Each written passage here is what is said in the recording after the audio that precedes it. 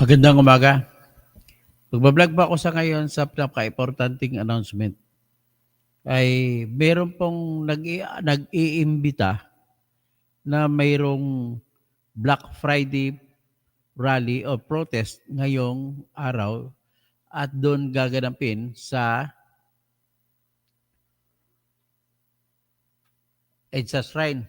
Diyan sa may Campo Aguinaldo, malapit, EDSA Shrine. Tsaka sa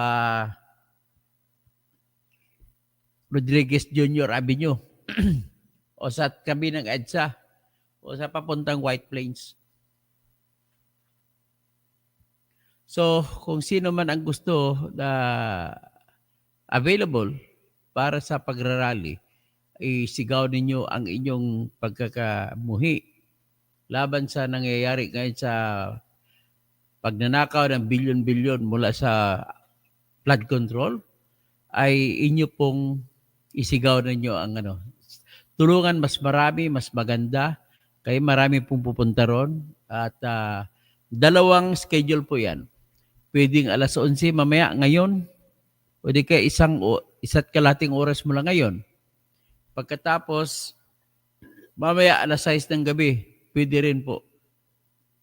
Kailangan na talaga magmamasa na tayo para matauhan na itong mga congressman natin.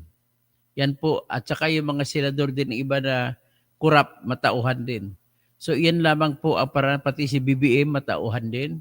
Kasi pirma ng pirma siya ng yung pirma siya ng tinatawag na budget.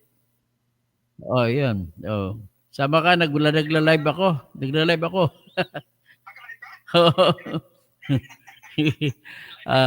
Sige, nananawagan po na kung sinong gusto dumalo, umatin sa EDSA Shrine, 11:00 ng umaga o di kaya mamaya 6:00. Ang tawag po nila, may nananawagan, ay Black Friday protest. Laban po sa paglulustay ng bilyon-bilyon na pera sa flood control projects. Yan po yung tema sa ngayon. So, iniimbita ko po kayo na pumunta kayo doon kung taga Metro Manila kayo. Please lang, kung may time kayo, magtipon-tipon kayo doon sa EDSA Shrine. Doon sa kanto ng Rodriguez Jr. Avenue at EDSA. Sa bandang tabi yan sa kanto ng pader ng Campo Aguinaldo. Yan lamang po. So ngayon, habang nag-imbita ko sa inyo, meron lang ako ipaparinig sa inyo. Ipapakilabas. Ito po ay katibayan po na sa Bawang La Union, Bawang River Basin sa La Union sa Canagilian, ay kinain ng husto ni Congressman Paulo Ortega de Pip yung pera ng mga kickback sa flood control. Yun ang ginamit niya pambili ng boto. Yan ang mga lumalabas ngayon sa report. Kaya hindi matalo-talo yung Ortega dyan, ang dinastiya sa Ortega sa La Union, mga 3-4 na dekada na sila dyan kasi mga vote buyers. Ang pinahiya nila dyan yung kanilang pinakasikat na lahi na si Markang Bungo. Ano na ba yung mga apo ni Markang Bungo? Markang Kawatan. Ay, nako. Ano ba yung Markang Bungo? Bumangon ka sa iyong libingan at tigpasin mo to mga apo mo. Magnanakaw. Kasapi pa siya ng young guns. Anong young guns na mga congressman na mabata pa? Ang tawag ko sa ang katotohanan dyan, young goons. Goons, kasi kinukuha niya, hinuhold up yung pera ng pamahalaan. O kasama dyan si Paulo Ortega de Pip, kasama dyan si Zia Alonto Adyong, kasama dyan si Rods Gutierrez, na inagaw lang nila kay Colonel Busita yung One Rider Party List. Tapos congressman niya, ang tatay niya, contractor sa flood control. Puta, mga sarap sampalin, no? Kung sino may katabi ni Gutierrez dyan, tsaka ni Paulo, kung pwede niyo sampalin para sa akin. Ang dami-dami dyan, ay naku, kakahiya ka talaga kayo. Ito naman si Alan Panaligan, na congressman sa 1st District ng Oriental Mindoro. Ang sarap din to suntukin. Inubos kita mo yung mga nauhan sa tsaka mga mga ibang mga river doon, mga mag-asawang tubig. Ubos lahat ang mga flood control projects ninyo. Puro lahat yan, mahigit bilyones po ang naiuubos nila. Matindi kayo. Ang sarap yung ikatayin, gawing litson kasi mataba ka, kaya gawin kang litson. Ha? Congressman Panaligan. Alan Panaligan, hindi masaligan. Putang ina. Oh, magmumura ako, pasensya na kayo. Nagmumura na ako kasi habang kayo may bilyon-bilyonis, ako naman wala. Oh. Kaya mga buong Pilipinas nagsasaper. Anong baha na to? Ang baha sana, ang purpose doon, kung sa nauhan pa, ay harangan sana ang tubig na umaalsa na hindi tatawid papunta sa mga palayan. Ngayon nagrereklamo mga Oriental Mindoro farmers, hindi na mapuslan ang kanilang palay. Putang ina, kayo sarap yung sampalin eh. Bitayin pati warek. Oh, kayo naman diyan sa Bulacan, si Joel si GIL, Joel is Lord. Nako, inubos na yang. Imposible naman Joel na wala kang alam diyan sa mga Wawaw Builders kung si Ilonggo pa Wawaw na. Wawaw Builders, putang ina. Wawaw ang pera natin. Nang weteng, namamaw na. Ay, akalain ba naman may project na bayad na?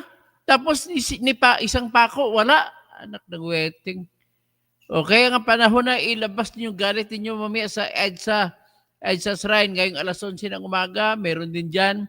At meron ding grupo na kung pwede rin kayo bumalik o di kaya kung wala kayo schedule ngayong umaga dahil sa trabaho ninyo, pumunta kayo alas 6 ng gabi dyan sa EDSA Shrine. What is important is you shout with quality.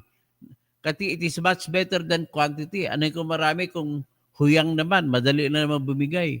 Kaya ang salaban talaga ngayon, it's not the quantity, it's the quality that matters. Kaya lahat kayo, ipalabas ninyo ang inyong galit. Kaya pag hindi po tayo gagawa ngayon, kailan pa tayo maghimagsik? Huwag na nating paabutin pa na gagayahin natin ang nangyayari sa Indonesia ngayon. Sa Indonesia po ngayon, ang lahat ng mga riders, nangunguna ang mga Grab drivers, mga Gojek drivers, dami mga app drivers. Bakit nagtataka ko, bakit puro sila mga motor drivers ang nangunguna sa protest rally doon. Nakipagbakbakan sa mga pulis ngayon, sundalo na ng Indonesia ang lumalabas para sugpuin ng rally. Sa buong bansa na ng Indonesia nangyayari. At sinunog nila ang kanilang kongreso. At sa kanila, mahigit 100,000 nawawala ng trabaho. Tapos habang nawala silang trabaho, ang iba naman kukunti ang kita ng mga riders kasi siyempre walang pera tao, walang sasakay. So dahil ganon, ang mga ayuda naman na pinadala ni President Probobo Subianto ay ubos na ang budget. Gaya ganun din siguro mangyayari sa atin, mga AKAP, ayuda natin, AX, mauubos din yan. Ngayon, tumataas ang utang natin. Saan pa kukuha ng pangdugtong? Walang ibang ginawa tong administrasyon na to, kundi puro ayuda ang iniisip, hindi yung puro sa kung ano dapat na kabuhayan na may labas ng mga tao. Kalain mo naman ng inuna pang impeachment kaysa yung pagtaas ng 200 na sweldo na minimum wage ng tao. Anong klase? Kayo kasi impeachment kasi 125 million na ninakaw ni Sara, ikumpara sa bilyon-bilyon na ninakaw. Yun pala, gawa nyo pala yung para tabunan ng inyong ninakaw. Naknawetting. Oh, ngayon, ang pagpirma nyo kada isa, 150 million ang katumbas, inubos nyo sa eleksyon. Ayoko lang magbura eh. Sundin ko lang pagbumura ni Abante na hindi nanalo pero congressman. The only congressman na hindi nanalo pero congressman. The Comelec voted congressman. Si Benvenido Atras Abante. Yung tawag ni Isko sa kanya, di bulaang propeta. Oh. Grabe na tong taong ito, isa pa tong ay nako, sabi niya ina mo. Ano ikaw din ina mo. Hindi siya Katoliko, kan siya bishop siya sa isang Protestant group. Ay hindi naman lahat ng protestante walang krus eh. Marami namang mga protestante na may krus kasi hindi mo maiwasan 'yan. Ang krus, although hindi sila nanguros, pero they always there are also Protestants that are teaching that Jesus died on the cross for all the people in the world. Yan ang to kaya diyan sila ano. Pero ang sa akin laro, tanggalin mo nga yung cross na kwintas na yan kasi insulto sa mga Kristiyano yan. Insulto sa mga Muslim yan, ginagawa mo. Tapos ipapalabas mo sa mga Muslim. Oh, ito cross ako, mabait ako pero nagnanakaw ka. Ay, ang laki ng nanakaw mo sa flood control mo sa lugar mo diyan sa Santa Misa, baha-baha. Tapos in-interview ka ni Pinky Wave. Sabi mo natutuwa ka. Ang unang sinabi, I am so happy that my contractors were not included in the top 15 list of BBM. Tapos nung pinuna siya ni Pinky Wave, ay, Congressman, you might be misinterpreted by the people because you said my contractors. It could be your contractors. No, hindi ko sila kilala. Gago. Ay, nako. Oh, yun. Ngayon, ito ang the least that you can do. Kung may time po kayo, ay punta po kayo dun sa EDSA Shrine. Ngayong alas 11 hanggang alas 6. So ngayon ipapakita ko muna itong balita na ang pera na ginamgam o ginamgam kung sa mga Pangasinense, pag ginamgam mula sa flood control dyan sa Bawang River Basin, ito, pakinggan ninyo, ipapakinggan ko sa inyong balita.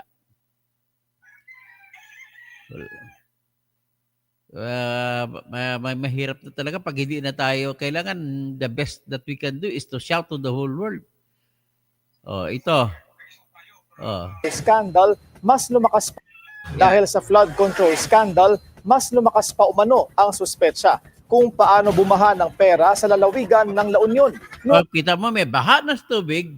May baha pa sa pera sa La Union. Pakinggan nyo. Noong nakaraang eleksyon, maging si Baguio City Mayor Benjamin Magalong, kumbinsidong ginamit sa vote buying ang mga kickback sa proyekto. Yan ang exclusive agenda report ni Dobby de Guzman.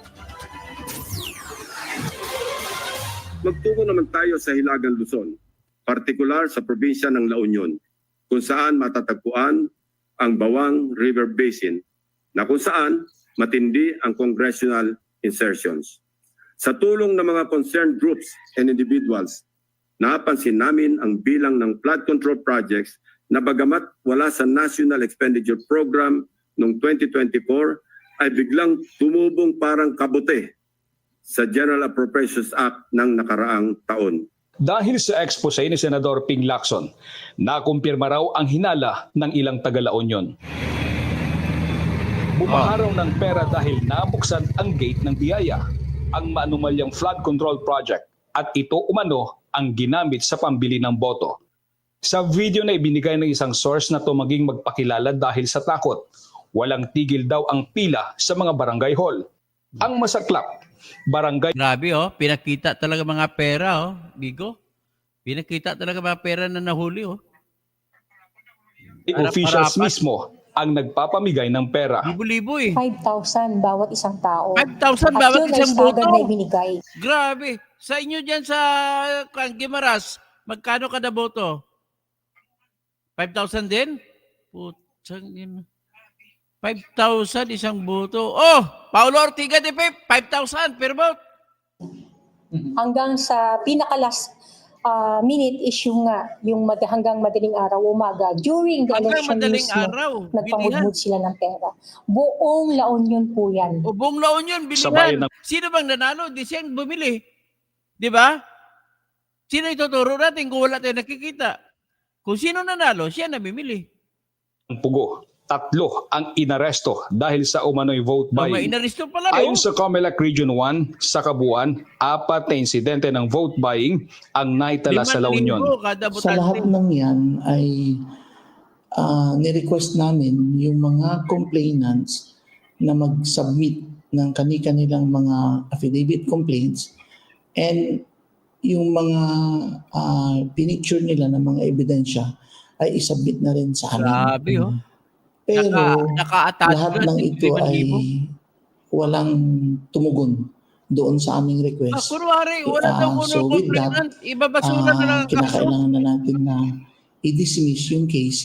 Kumbinsido si Baguio City Mayor Benjamin Magalong na nagamit ng mga politiko sa vote buying ang kickbacks sa Sino flood politiko control dyan? projects. Sagutin mo. Meron pa nga Paulo umabot Ortega de ng 15 and then 25,000 pa eh, per vote 25,000 during pa the per last vote. hour. Sa last Umabot hour. pa ng mga 25,000 eh.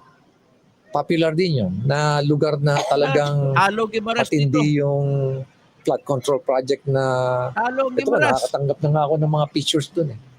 Mga documents doon, galing doon sa lugar na yun, sa provinces at ibang provinces. So, sa tingin ko, tama yung hinala na yun eh. But it requires, let me check the analytics kasi. And kailangan din na magkaroon din tayo ng intelligence. Gather Yun, intelligence para ang malaman pamili natin ng para boto to na nataon sa substantiate yung eleksyon. ganung hinala. Kaya Ayon pa kay Senador sila Lacson, yung 20 hanggang sila yung 25% flood control, kundi ang kaya walang nakukuhang ginawa. kickback ng mga Kasi politiko kulang pa pambili mula ng sa boto. substandard at guni-guning flood control projects. Ilan sa mga proyekto sa La Union ay nasira dahil sa bagyong Emong. Nagpadala ang BNC ng mensahe sa Facebook page ni La Union 1st District Representative Paulo Ortega at 2nd District Congressman Dante Garcia para sila ay mahingian ng komento tungkol sa issue, pero hindi pa sila sumasagot. Para sa Agenda, Dobby de Guzman, Billionaire News Channel, Baguio City. O yan, Dahil sa flood Klaro. control scandal, Yan. Paulo Ortega, how will you answer that? Baka mas bright ka pa sa akin, alam mo sumagot dyan. Hindi ko kayang sagutin yan. Paulo Ortega, how will you answer that? Oh. Ngayon, may paparinig ko lang ko sa iyo sa inyo, si Attorney Mike. Hindi ko lang kalimutan, ko lang alam apelido ni Attorney Mike nito, nag-iimbita po siya sa EDSA Shrine. Ito po, natin. Asa na ba yun? Alas 11 tsaka alas 6. Yan na lang, hindi ko na makita yung kanyang ang kanyang pa-imbitasyon. Sa Iloilo, alam ko sana mag-organize din siguro. Sa buong Pilipinas. Siguro at least umpisa pa lang ito sa sunod every Friday, Black Friday. Ganun na lang ang magagawin.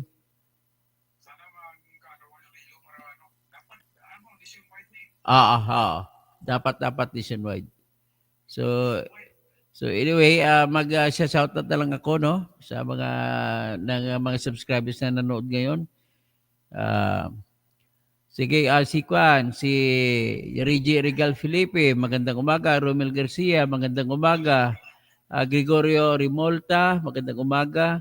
Susan, good morning po. Watching from Marikina. Reggie Regal Felipe, Dr. Toto, ano po ang update sa sinampa ninyong disqualification laban kay Sylvester? Ay, nag-antay na lang po ako ng summons. Nag-antay lang ako ng patawag at tuloy-tuloy na po yun ang magiging hearing sa Senate Electoral Tribunal laban kay Erich Sylvester Tulfo na sinampa kong kukwaranto na kasi siya'y Amerikano kaya hindi siya pwede magiging senador ng Pilipino. So Elvira Alvarez, People Power, People Power na ito? People Power na, malamang na to.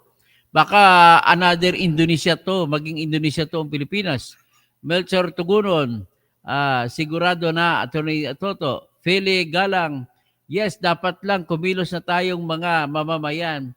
Dapat talaga na may mangunguna. Huwag na lang tayo magpolitika-politika. Ang kalaban lang natin, baha. Huwag na tayo magsabi kung anong kulay ka. Basta ang kalaban natin, baha. Dapat itigil ng baha. Na may mangunguna. Grabe na kasi nangyayari sa bansa natin. Di na maganda ito. Biro mo, asan ka makakita project na hindi ginawa? Kahit pa ako, walang ginawa. Babayaran mo 96 million. Grabe. So, Melchor Tugunon, sigurado na at number 1 corrupt tayo sa buong mundo. Pastor Rodi Rabi. Galaxy, good morning po, sir. Kung nandyan lang po kami, pupunta po kami sa EDSA, pero nag-message po ako sa mga kamag-anak ko. Sige po, kahit sino na makapunta. Anyway, sa tingin ko, umpisa pa lang ito. Every Friday na ito siguro, tuloy-tuloy na natin. Tapos, Lakay Celeste o Lakay, na imbaga bigat. 100 years ang Ortega sa La Union. Ba, 100 years na parang Ortega nagiging hari sa La Union? Grabe. Ganun pala sabi ni Lakay Celeste. Oh, naimbaga bigat mga kabsat ko sa La Union. Kailan nyo pa tumbahin yung mga Ortega dyan? Rodi Rabi, Pastor, Beatrice Venezuela, stay safe. Ben Reclamador, Silaw, wawaw, kayo, wawa. Wawaw Builder, kapos kami tayo, wawa. Ano ba ito? Hoy, Wawaw Builders, kami, wawa. Anak ng weting. Romeo Almoite Jr., we support your advocacy for clean and honest bureaucracy. Si Bong Tupas, hello everyone. O, kamag-anak ko itong mga tupas kasi. Si Nover de Los Santos, walang hiya yon, may-ari ng wawaw, di nakatingin na nagwawawaw. Pero sa tingin ko, in all honesty, hindi siya marunong magnegosyo kasi hindi marunong humarap sa tao. So ano siya, may pera lang siya konti, ginawa siyang dami ng mga politiko. Kasi parang willing siya, parang sinto-sinto eh. Hindi niya alam na makukulong siya. Gago. Nover de Los Santos, walang hiya yan, may-ari ng wawaw o makatingin sa mga senador, drama ng buhay. O di kaya pwede rin drama-drama lang yun, kunwari, sinto-sinto. Honda Biga, totoo. Kasi pag kinaswan siya, ang idepensa niya, insanity. Buang siya. Para hindi makulong. Honda Biga, totoo, Toli Anay, si Erwin Tolpo. O tutuliin daw si Erwin Tolpo. Oh. Andrea Guico, watching from Singapore. Beatrice Venezuela. Puros kurap ang bayan natin. Rodi Rabi, Pastor. Dapat lahat ng politiko, congressman, senador, DPWS, kuha na sangkot sa flood ghost control project. Ang mga kontraktor, sunugin sila ng buhay, walang naasahan sa mga politiko. Ang problema nito, hindi na makita mga kontraktor, si Saldico, tumakbo na, hindi na makita. Ginagaya nila ang project nila, hindi makita project nila, ginagaya din nila, hindi rin sila makikita. So Galaxy, dapat talaga magkapit-bisig na ang mga mamamayan. Sobra na talaga ang pagnanakaw sa gobyerno. Helen Baguio, naimbag bigat po, Senyor Tirador, Kausing. Helen Baguio, nakapanlulumo ang buhay Pilipino. Danilo Itorma, walang mananalo sa nakaw ng mga Duterte. Ay, Duterte, tapos na yun, mas kukunti ang flood control project ni Duterte. Nasa 50 billion lang. Kay Pulong, 51 billion lang. Tapos may project pa nakikita. Ito, hindi nakikita, oh, pagbaha. Tapos ng baha, hindi na makita ang sanauhan. At least kay Pulong nakita ko sa kwan, pagtapos baha, andyan pa rin. Hindi natatanggal. Si Raul Rivera, bulaang propeta si Atras Abante, hypocrite yan. Agnes Padilla, hindi pa ba nahiya si Abante na hindi naman siya binuto ng majority sa distrito sa Manila? Sobrang kakahiya talaga yan. Galaxy, grabe, lalo na si Abante, ayaw pang umatras only in the Philippines. LMT 17 na concrete plan ni BBM from the start, kaya patuloy ang mga buhaya. Ngayon, sa totoo lang ko ako tarugin si BBM talaga ang utak dyan. Kasi bakit? Alam mo, may ang project, walang gagastusin kung walang budget. Bakit inaprubahan yung budget? Ganun lang kasimple. Siya may pakanan yan. Nagkunwari lang sa mamalinis, inunahan niya para hindi siya mapupulaan. Pero ang totoo dyan, ang mga kuha, halimbawa, kay Wawaw Builders, 96 million, hindi ginawa. Inaprubahan na, parang ginawa, di pinalabas ng check eh. Siguro mga 30 million yan napunta kay BBM. Ganun lang kasimple lang yan eh. Agnes Padilla, join the Black Friday protest today. Rodi Rabi, si Atlas Abante, magaling lang sa ECA po. Ang ECA po niya, hindi lang yung flood control, kinokontrol niya, pati ECA po pa, kinokontrol niya sa simbahan niya. Kayo, huwag na kayo magsimba sa simbahan ni Abante, kakahiya ng pastor niyo. Na iyang obispo, ganun. Huwag na kayo dyan, hayaan siya na lang isa magwali-wali na walang tao. Makatao, sana mapapansin yung comment ko, walang mga police assistant, yung mga demolition team na na-hire ng trespassing sa bahay sa ICC, dinala, alam, ay yung mga, importante na may CCTV ha, ang mga nagkuhan dyan, mga nagdidemolish dyan sa ICC. Don't worry, tatawagan ko lang inyong kasama ninyo. Nover de Los Santos, kapit sa pwesto, Abante, BBS Las Vegas. Si Ortega dyan sa La Union yata. O tapos, si Raul Rivera, basta family dynasty sa politics, magnanakaw sa pera ng bayan. Vincent Triguez, yung Ortega ng buhaya, o kasing taba pa, mga, yan, baboy nga mukha. So, Beatrice, binisita hanggang huli sa Comelec pero walang kaso. Ano ba yan? So, baka tao, hanggang huli lang sila, walang kinasuhan ng vote buying. Grabe. Si Wonder Mike, maayo nga agad, Dr. Tirador, Toto Kausing, panibagong pasabog ni attorney. Kay, sabi ni Ortega, nainggit ko no sa kanya. Sige, okay, nainggit lang sa kanya. Okay lang yan. Conrado Alipio, maya paabak, Dr. Katoto, o maya paabak mga kabalin ko dyan sa Pampanga, Tarlac, Nueva Ecija. Mga tao, tanggap po namin na may court order na attorney, sana mapansin may demolition ngayon dito sa ICC West Kupang may nasugatan na binatilyo kasi pinalo ng demolition team, walang police assistant. Ganun ba? Walang police? Pwede nyo pwede nyo maging maras, magdepensa kayo. Pwede magamit self-defense nyo. Kung gano'n, huwag kayo matatakot. Kung ano, basta self-defense. Agnes Padilla, Diyos ko, ano bang dapat gawin ng mga kongresistang nagnanakaw sa pundo ng bayan? Tapos Galaxy, Maya Paabak, Maria Nelia Bautista Tiongson, good morning. Timoteo Maturan, hello po Sir Attorney, Doc Kausing, magandang araw po. Virgie Regal Felipe, Bing Liwag, Nelson Montalaba, Helen Agasa Baguio, BBS Las Vegas, Rogelio Samiana, tapos Ami Calnia, good morning. Tapos si Makatao, babalikan ko kayo, tawagan ko kayo, Ginalyn Isaac, Erwin Barila, okay, sige, yan na lang muna at may asikasuhin lang ako. Tatawag ako dyan, Sid Alcantara, Ken Carlo Paye, sige, Prime Sabanya Simbahon, Butchog, Las Vegas, BBS, Willie Vlog. Okay, hanggang dyan. Magandang umaga po sa inyo lahat.